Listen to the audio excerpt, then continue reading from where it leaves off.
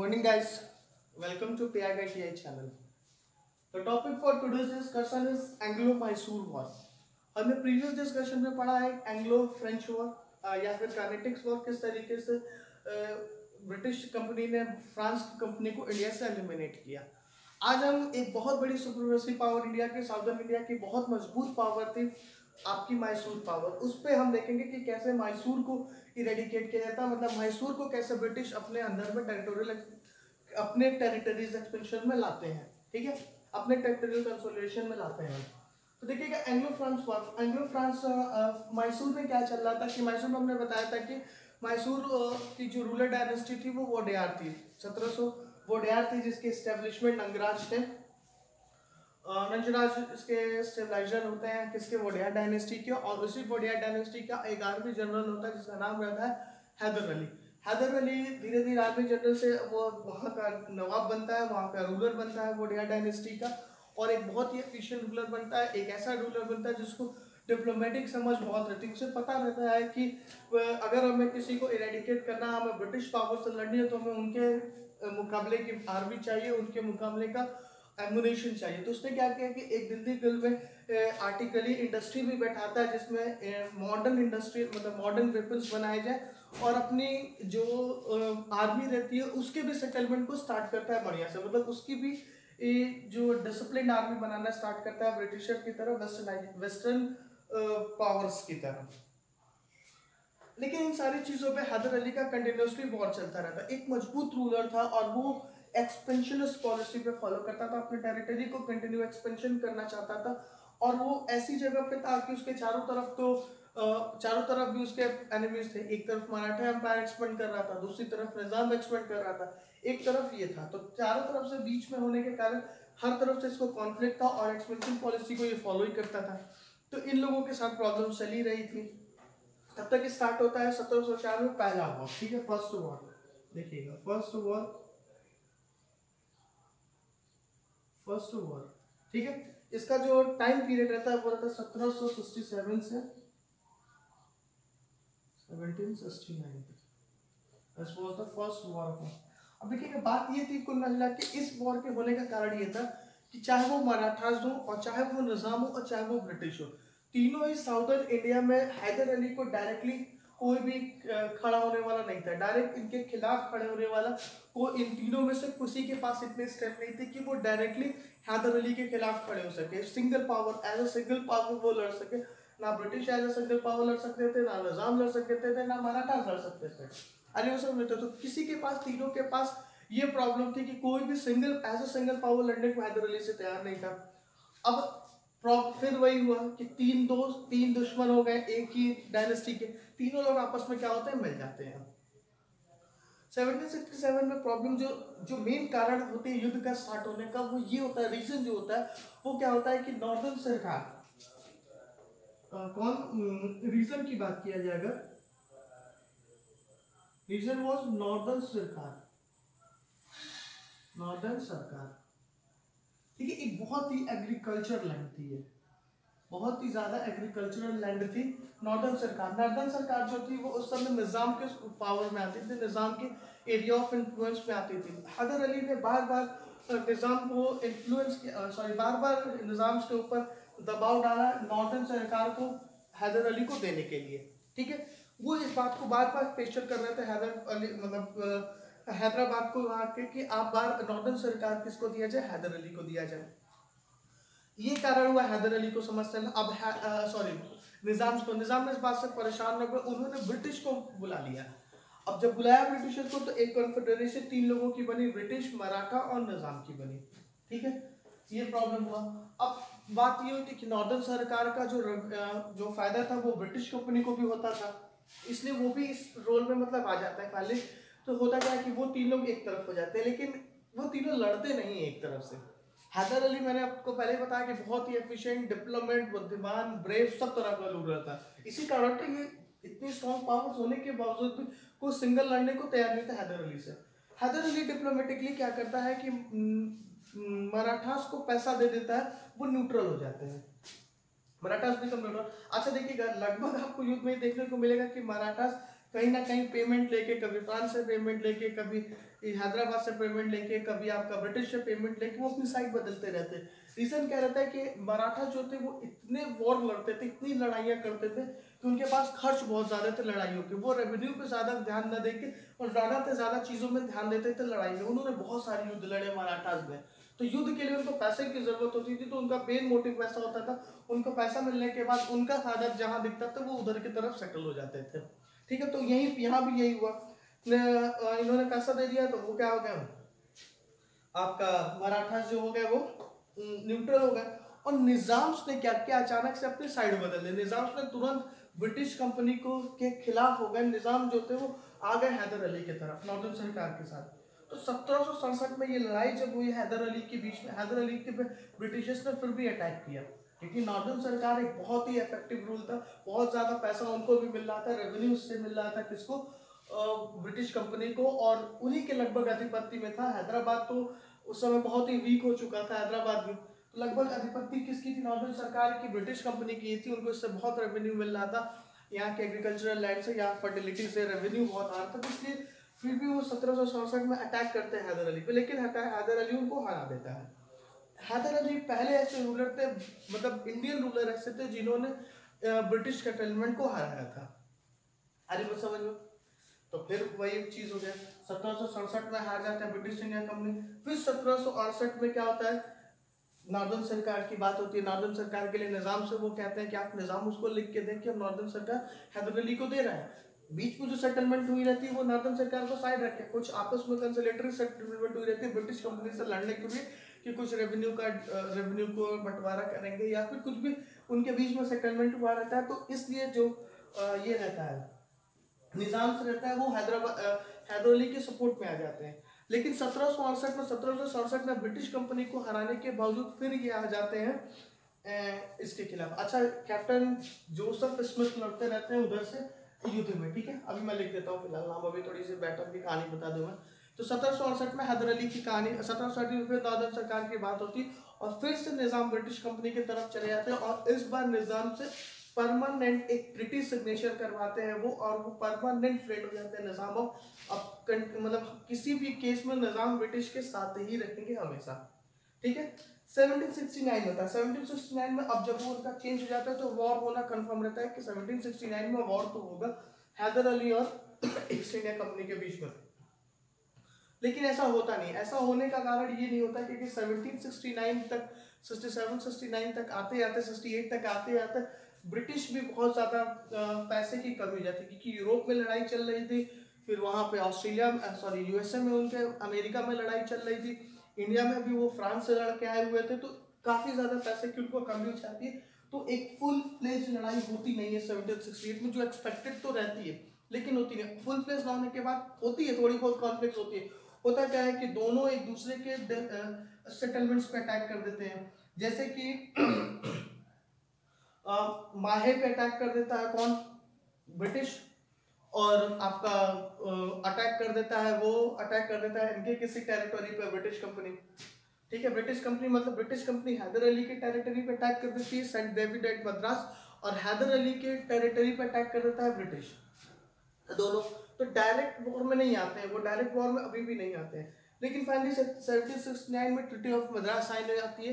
Treaty of Madras sign होती है और वो भी इक्वल डिमांड पे साइन होती है कि दोनों एक दूसरे को सपोर्ट करेंगे, दोनों एक दूसरे। अच्छा, इस ट्रीटी में ये भी बात हुई थी कि मद्रास के ट्रीटी में हुई थी कि हैदर अली पे अगर कोई और पावर अटैक करती है, जैसे मराठा अटैक करती है, निजाम अटैक करती है, तो आप सपोर्ट करेंगे किसका, हैदर अली का।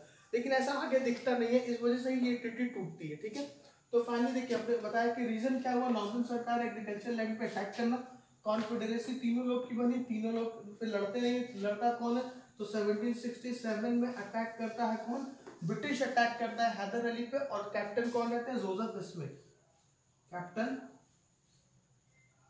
Joseph Smith. Captain Joseph Smith was, ये रहता है 1769, captain Joseph Smith attack attacked and defeated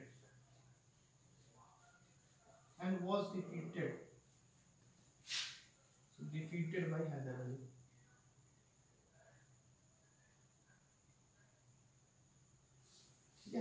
defeat हो गया था। अच्छा, इस समय अगर कोई गवर्नर पूछे कौन था 69 और 69 में, रॉबर्ट क्लाइव। ठीक है, Robert Clive was the governor of India. अभी भी रॉबर्ट क्लाइव जी थे यहाँ के गवर्नर बंगाल के। 1773 के बाद बेसिकली गवर्नरशिप प्रॉपर स्टार्ट होती, लेकिन उसके पहले आते जाते रहते। तो इस समय फिर भी ये देखिएगा 64 के पहले 64 की लड़ाई के युद्ध तक हॉलवेल रहते हैं, ठीक है, जिसके हेक्टर बिंदु के लीडरशिप में लड़ाइयाँ होती रहती है बंगाल में। और हॉलवेल के बाद फिर आधे रॉबर्ट क्लाइव को बुलाया गया, तो रॉबर्ट क्लाइव यहाँ पे रहते हैं फिलहाल में। तो ये हो गया 1760 में कैप्टन जोसेफ स्पेड attack and was defeated by Hyder Ali. ठीक है, अब फिर वही हुआ कि छोटी 1768 वाली लड़ाई की बात ही करना मतलब है कि नॉर्दर्न सोसाइटी फिर डिमांड होती है, वो अटैक करते हैं, चेंज हो जाती है सेटलमेंट, तो कोई उसका मतलब नहीं है। फाइनली एक हम इसकी ट्रीटी देख लो, तो 1769 में ये ट्रीटी होती है, treaty of Madras. Treaty of Madras होता है, treaty of Madras was signed in 1769। ठीक है, ट्रीटी ऑफ मद्रास और ऑन इक्वल टर्म्स एक दूसरे पे बात में हो जाता है, और सिटी में एक दूसरे को सपोर्ट करने को बोलते हैं। और एक ट्रीटी में ये भी साइन रहता है कि अब हैदर अली के जो भी अटैक्स होंगे उसमें कौन हेल्प करेगा, आपका हेल्प करेगा फ्रांस। और यही कहानी होती है कि 1780 में क्या होता है, 80 के करीब में उनके ऊपर मराठास अटैक कर देते हैं। किसके ऊपर? हैदर अली के ऊपर। और फ्रांस ब्रिटिश कंपनी क्या करती है, उसके सपोर्ट में नहीं आ पाती है। अब पता नहीं इंटेंशनली वो नहीं आते हैं इनके सपोर्ट में, या फिर वो पहुंच नहीं पाते हैं, ठीक है, उस सपोर्ट करने के लिए। और फ्रांस इनको सपोर्ट करता है, किसको? हैदर अली को। उस समय भाई फ्रांस अपने तो खुद एलिमिनेट हो चुका था, अपने तो 1760-63 में हार चुका था, लेकिन 1780-84 में उनकी सेटलमेंट थोड़ी बहुत जो बची हुई थी, तो वो इनको सपोर्ट कर देता है। तो यही कारण था कि फ्रांस और हैदर अली इन दोनों के बीच में आपस जो संयोग था बहुत अच्छा था। बाद में आप देखेंगे टीपू सुल्तान और फ्रांस के बीच में भी बहुत अच्छे रिलेशनशिप थे, इसीलिए क्योंकि वो ये लड़ रहे थे ब्रिटिश और वो ब्रिटिश के खिलाफ तो थे ही, तो ये कारण हो जाता है। उसके बाद दूसरा, माहे को कैप्चर कर लेते हैं, कौन? ब्रिटिश। माहे जो था वो टेरिटरी था किसका? मतलब इनके एरिया ऑफ इन्फ्लुएंस में आता था हैदर अली के। हैदर अली के एरिया ऑफ इन्फ्लुएंस में माहे आता था, माहे को कैप्चर कर लेते हैं ब्रिटिश कंपनी। तो ये उनके सॉवर्जिनिटी पे अटैक करता है। वो कहते हैं कि they are not taking care या giving respect to our sovereignty. वो इस सॉवर्जिनिटी को हेल्प मतलब सॉवर्जिनिटी की तरफ वो मेरे ध्यान नहीं दे रहे, इसलिए फाइनली सेकेंड वॉर की स्टार्टिंग होता है। तो सेकेंड वॉर कब होता है? 1780 से 84 में।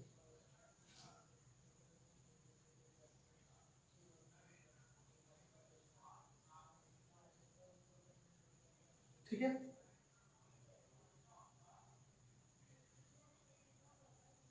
रीजन देखिए सकल मैसूर वार का अटैक ऑन माहे, ठीक है, फोर्सफुल अटैक ऑन माहे बाय ब्रिटिशर्स। अटैक ऑन माहे बाय ब्रिटिशर्स।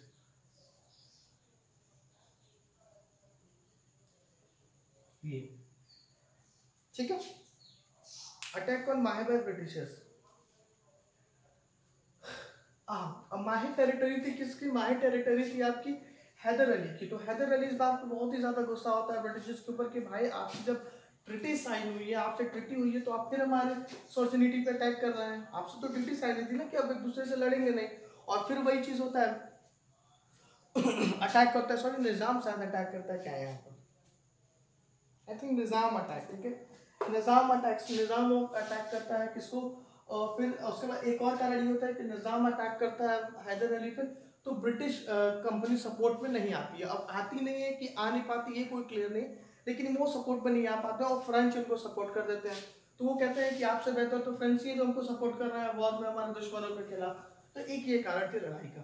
1781 में 1781 में हैदर अली, ठीक है, हैदर अली प्लस मराठास एक तरफ हो जाते हैं।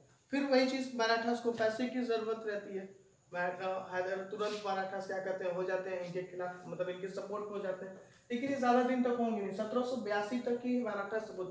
और अगर मराठा, यही एक कारण, यही एक पॉइंट ऑफ था जहाँ पे ब्रिटिश को फिर हराया जा सकता था, फिर यहाँ पे ब्रिटिश को पूरी तरीके से इंडिया से एलिमिनेट किया जा सकता था, और इनफैक्ट साउदर्न इंडिया से एलिमिनेट किया सकता था, और साउदर्न इंडिया से वो एलिमिनेट हो जाते, मराठा से पावर स्ट्रॉन्ग होके मराठास और हैदर अली सपोर्ट करते उनको बंगाल से भी एलिमिनेट कर सकते थे, क्योंकि ये वो समय था जब ब्रिटिश बहुत ही ज़्यादा इकोनॉमिक डिप्रिएशन में चल रहे थे, बहुत ही ज़्यादा इकोनॉमिक रिसेशन चल रहा था ब्रिटिशर्स का इस समय।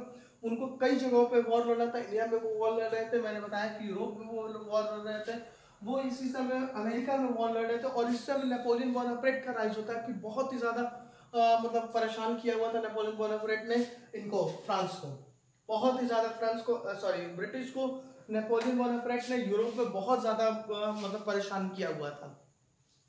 तो कहने का मतलब है कि ये वो समय था जब फिर से ब्रिटिश ईस्ट इंडिया कंपनी को इंडिया में हराया जा सकता था इन दोनों की कॉन्फिडेंसी से। लेकिन फिर ये कॉन्फिडेंसी चलती नहीं है, कॉन्फिडेंसी केवल 2 साल तक चलती है, 1782 तक। 1782 में फिर मराठा सीज होता है और तुरंत 20 साल की ट्रीटी वो साइन कर लेते हैं कि हम 20 साल तक एक दूसरे की मदद करेंगे, एक दूसरे के खिलाफ कभी खड़े ही नहीं होंगे। और यहीं से हैदर अली और इनकी पावर कमजोर पड़ जाती है और ये बैटल हार जाते हैं। ठीक है, तो फाइनली 1781 में ये एक साथ रहते हैं और 1781 में एक बैटल लड़ी जाती है, इसका नाम है बैटल ऑफ कांजीवरम। ठीक है, 1781 में बैटल लड़ी जाती है जिसका नाम है बैटल ऑफ कांजीवरम,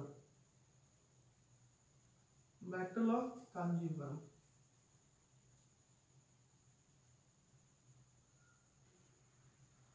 ठीक है, इसमें टीपू सुल्तान लीडर रहता है, लीडर टीपू सुल्तान,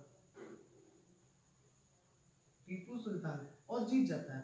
टीपू सुल्तान जीत जाता है, लगभग 3000 लोगों को ब्रिटिश 3000 पावर्स को, ब्रिटिशर्स के 3000 मतलब सोल्जर्स किल्ड होते हैं इस बैटल में, बैटल ऑफ कांजीवरम। मतलब मेरे कहने का मतलब है कि बैटल ऑफ कांजीवरम फिर से कौन जीत जाता है, तो बैटल ऑफ कांजीवरम का विनर फिर हैदर अली और मराठास पावर के सपोर्ट रहता है। ठीक है, फिर दूसरी वॉर लड़ी जाती है 1782 में, बहुत ही इंपॉर्टेंट वॉर है 1782 में, 1782 this was the battle of Porto Novo. ठीक है,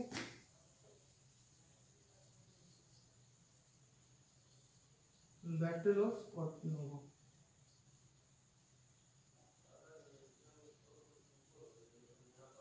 ये पावर फिर से डिसिसिव पावर होता है, क्योंकि इस पावर में मराठा सपोर्ट छोड़ चुके थे आज बस में। और यही कारण था कि ये यहाँ पे बैटल ऑफ पोर्टो नोवो हारते भी इसलिए है, हैदर अली ये वॉर हार जाते हैं। ठीक है, और कारण क्या होता है, क्योंकि मराठा साथ छोड़ देते हैं। ठीक है, battle of Porto Novo defeated Hyder Ali. अब देखिएगा इनका जो गवर्नर 1782 का जो लड़ रहा था आर्मी जनरल इंग्लिश के तरफ से, उसका नाम था सर आयरी कूट, सर आयरी। ठीक है, डिफीटेड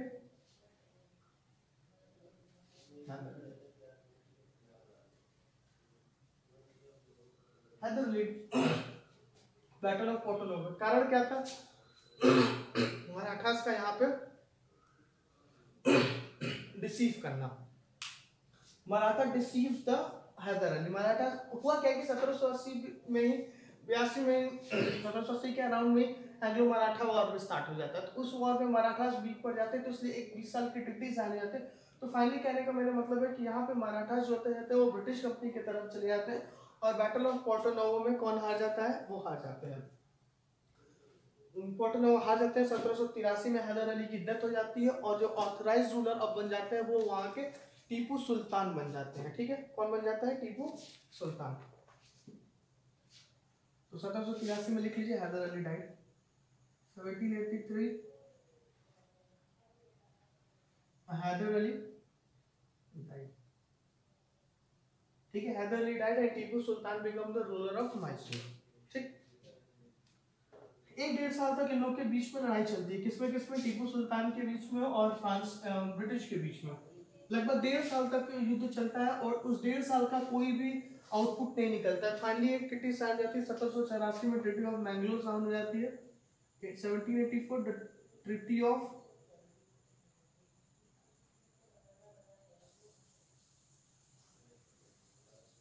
मैंगलोर, 1784 में ट्रीटी ऑफ मैंगलोर साइन हो जाती है और टीपू सुल्तान के बीच में। और इस समय इंडिया का जो गवर्नर जनरल रहता है, मतलब उस समय बंगाल का इतिहास कहा जाता है उसको, तो गवर्नर जो रहता है वो वॉरेन हेस्टिंग्स रहता है। ठीक है, तो 1784 में कौन रहता है, वॉरेन हेस्टिंग्स। तो ये कभी कभी पूछा जाता है, तो ये रखिएगा सेकेंड वॉर के समय में गवर्नर जनरल कौन रहता है, गवर्नर जनरल वॉरेन हेस्टिंग्स।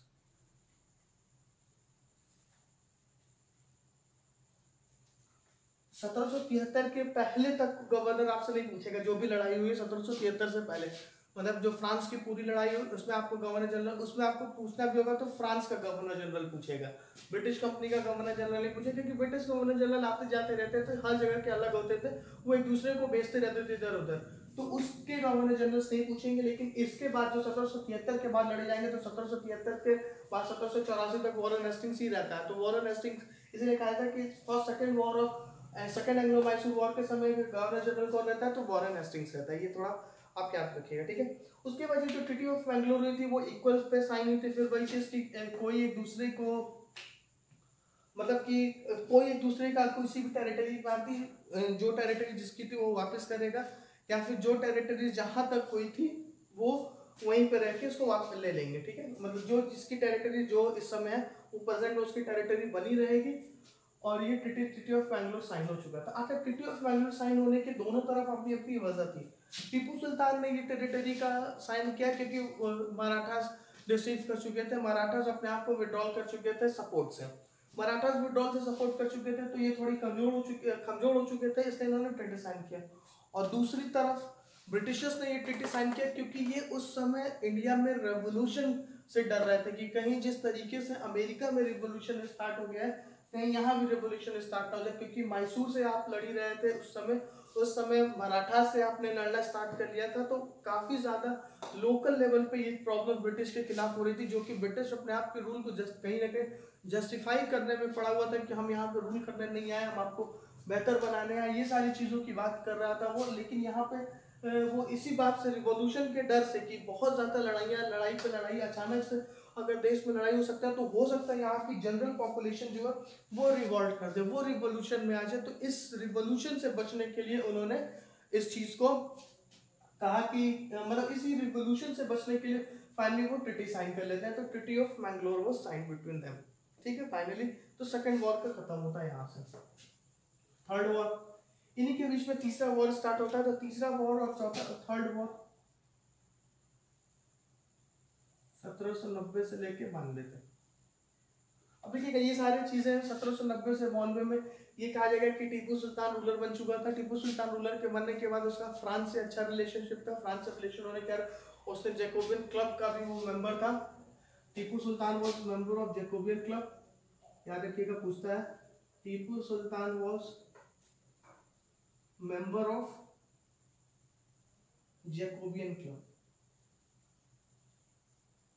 अब जैकोबियन क्लब क्या था? तो जैकोबियन क्लब एक ऐसी ऑर्गेनाइजेशन थी फ्रांस में जो कि उस वैल्यूज पे बात करती थी, लिबर्टी के वैल्यूज पे फॉलो करती थी, फ्रेटर्निटी के वैल्यूज पे बात करती थी, मतलब एक डेमोक्रेटिक वैल्यूज पे बात करने वाली ऑर्गेनाइजेशन थी जैकोबियन क्लब। और ये बात टीपू सुल्तान को बहुत पसंद आती थी, इसलिए वो इस बात को ज्वाइन करते हैं। और इनफैक्ट वो यहाँ भी मतलब यहाँ भी जैकोबियन क्लब को खोलने की परमिशन दे देते हैं।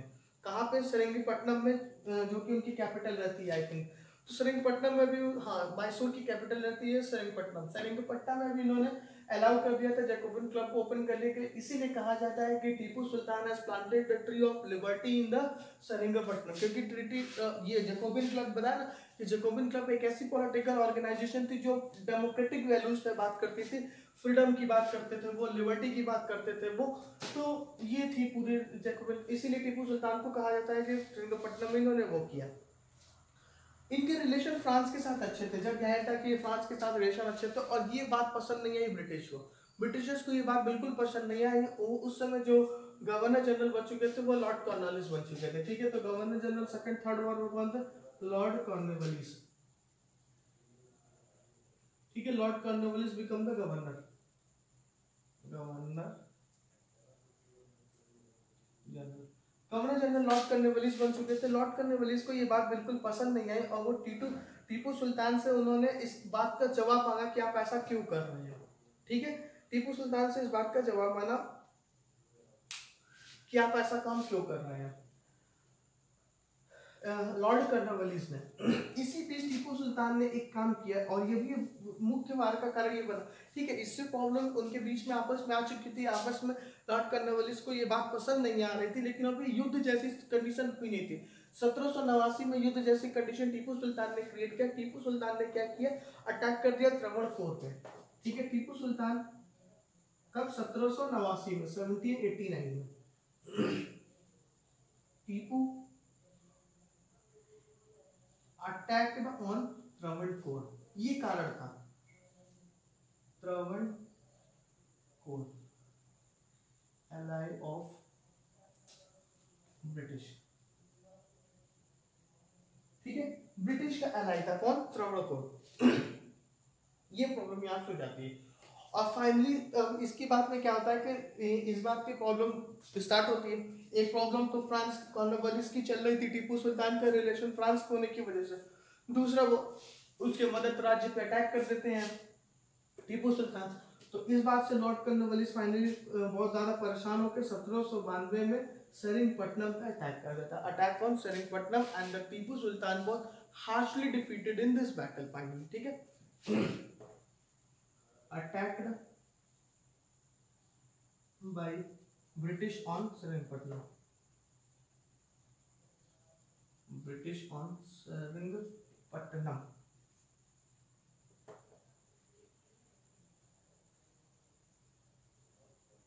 ठीक है, सेरिंगपट्टनम, ठीक है। Attack by the British on Seringapatam, defeated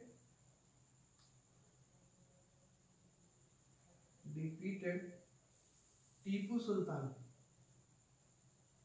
defeated Tipu Sultan, ठीक है। Huge war indemnity was charge, huge war indemnity 3 crore was charged on Tipu. His sons